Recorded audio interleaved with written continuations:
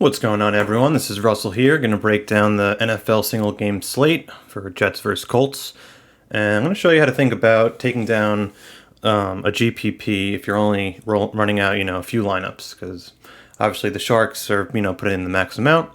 So I'm going to provide you with some game theory and analysis, and hopefully you can take down a big GPP tonight. So first you need to take a stance.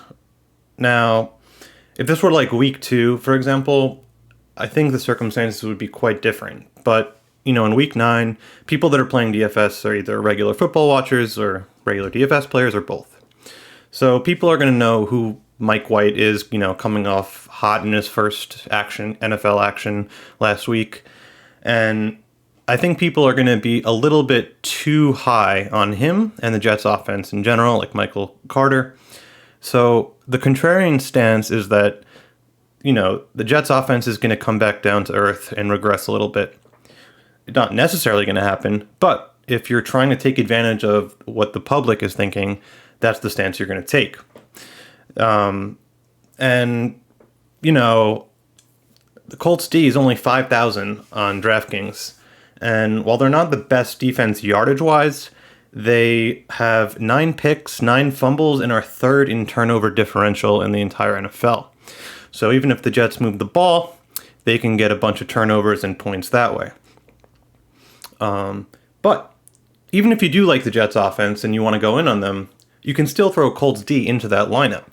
There's a misconception in the DFS, at least, that, if the opposing offense does well, there's no chance for the defense to score points. And yes, they do get negative points for allowing a lot of points, but there's a cap on that. And there's also more points in general for sacks, fumbles, defensive touchdowns. So, if you were playing a defense against the Chiefs maybe last year when they were going off, or the year before, right, in a fast-paced game, there's actually more opportunities for the defense to get turnovers, lucky defensive touchdowns, So you can definitely include Colts D if you're running like a Jets offense stack, and because they're a cheap option, I think they're a strong play in general. So just that quick video. There's not too much to analyze with the prices. Obviously, Jonathan Taylor is really expensive, but if I'm going to pick a few players / defenses that I think will make optimal, I think Colts D will be in there. Also another thing to consider. So the Colts were giving Marlon Mack a bunch of carries when they were trying to showcase him for a trade. But last week, he didn't get a single carry. So I know they're saying, we're going to give Mack like 5 carries a game, but that might not be true anymore. And people are really down on Hines because he hasn't done much the past few weeks and, basically no production. But I think he could be a sneaky play in a tournament today, especially if the Colts go up big. He might get a few extra carries. Or, in a fast-paced game, obviously, he's always the better receiving back. Not that Jonathan Taylor can't catch the ball. But I think it'll just be him and Taylor, even though I do like Mack as a player. So he's a sneaky play to consider, throw in a couple lineups.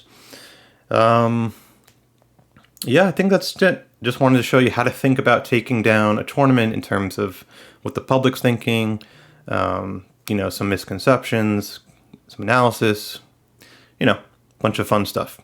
Well, I'm going to also break down the NBA slate later today. Good luck, and hopefully I win $500K, but you could take second place. All right, have a good one.